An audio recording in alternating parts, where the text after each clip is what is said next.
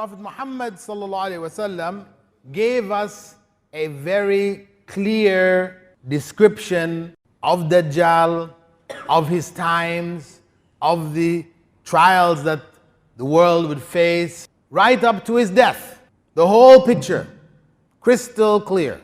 And he used to teach the Sahaba to seek refuge from Dajjal at the end of each of their prayers, the way that he used to teach a chapter from the Quran. That's what they said.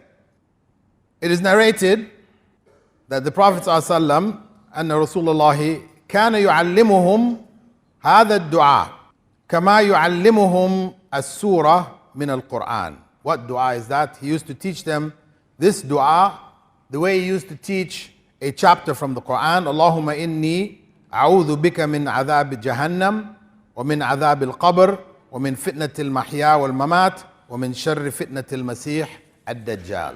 O Allah, I seek refuge in you from the punishment of the hellfire, the torment of the grave, trials of living and dying, and from the evil trials of the Antichrist, Al-Masih Ad-Dajjal.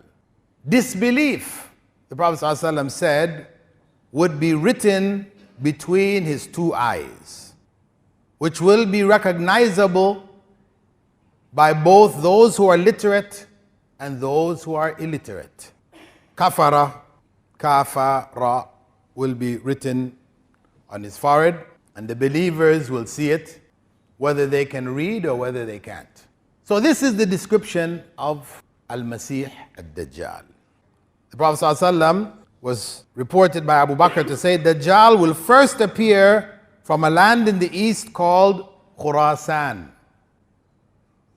Now Khurasan is currently in Iran, and it is a region, is also a city within what is known as Kurdistan.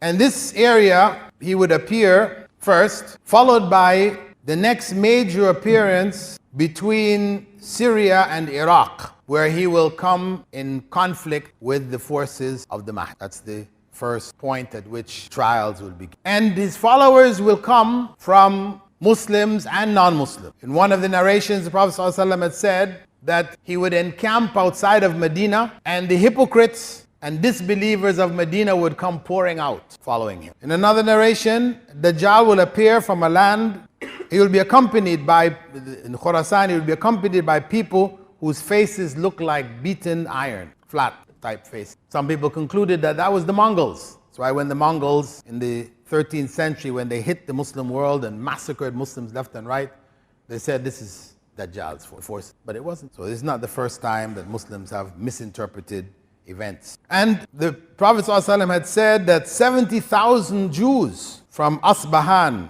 or Isfahan, this is again also in Iran, not too distant from Khurasan, they would join him. So there would be Jews, there would be Christians, Muslims following him. So this is a time of great trial to come. And we can only ask Allah subhanahu wa ta'ala to protect us from that time and to keep us firm in faith, because it will only be a firm handle on Islam that will take us successfully through that time. I ask Allah subhanahu wa ta'ala to protect the ummah, to protect us, our families, our children from this time, this fitna, to keep us firmly knowing Islam and practicing it. So that if that time catches us, we'll be able to withstand the trials that are coming. He also advised us to memorize the first 10 or the last 10 verses of Surah Al-Kahf, which we are to read, encouraged to read every Friday. And Surah Al-Kahf speaks about the signs of Allah, reminding us when the signs of shaitan become dominant. And we should seek refuge in our day-to-day prayers, at the end of our daily compulsory prayers, protection against Dajjal. Since the Prophet ﷺ used to teach that dua like he taught a surah from the Quran, it means we all should use it. And we should be in frequent remembrance of Allah, because that is what is going to give us the firmness of faith to be able to withstand his trials. And also the Prophet ﷺ warned us that if you hear Dajjal is in a land, and you might think your faith strong to stand or to withstand his trial. And in the time of Dajjal, when he is cutting people, making them come back, he will take a youth, one young man, cut him and put him back together again, ask him, do you believe that I'm your Lord? And he will say, no, I'm even more certain that you are the Messiah. You're not. And he will take him and try to cut off his neck. Failing that, he throws him into that river of fire that is with him, and he will appear to burn up. The Prophet ﷺ said that he is the greatest martyr in the sight of Allah. And he said, whenever you see him, if he comes amongst you, and you see that the river, those two rivers behind him, or beside him, the cool one looking like it's coming from the gardens of paradise, and the hot, evil one looking like it's coming from hell, he said, dive into the one coming from hell, because that is the one. Will we have the faith, the strength to make that decision on that day? We don't want to seek him. Don't think that you are going to be that martyr. The Prophet ﷺ said, if you hear he's in one place, go to some other. Run, flee. If you can make it to Mecca and Medina, these will be the only two cities on the earth that he will not be. You can make it there and hope that you will not be among those when he causes the earth to shake. In Medina, with the millions of inhabitants, he will cause the earth to shake 3 times. Earthquakes, and people will come running out to join him, followers, to be saved, that we will be amongst those who will stay there and die if the buildings fall on us, rather than go out and fall. We ask Allah subhanahu wa ta'ala to keep him foremost in our minds, and to keep the deen foremost in our limbs, in our action, and to keep our focus as Jannah, paradise, and to forego the things of this world which will take us away from it.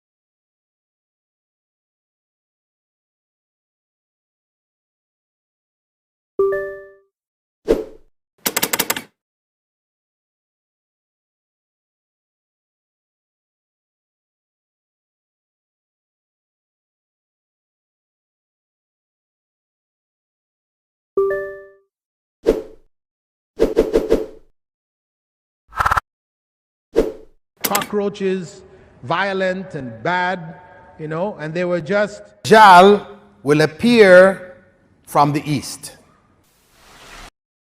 I want the control that nobody else does. It was Sulaiman attacking Muslim lands. We see so much oppression and dhulm, injustice.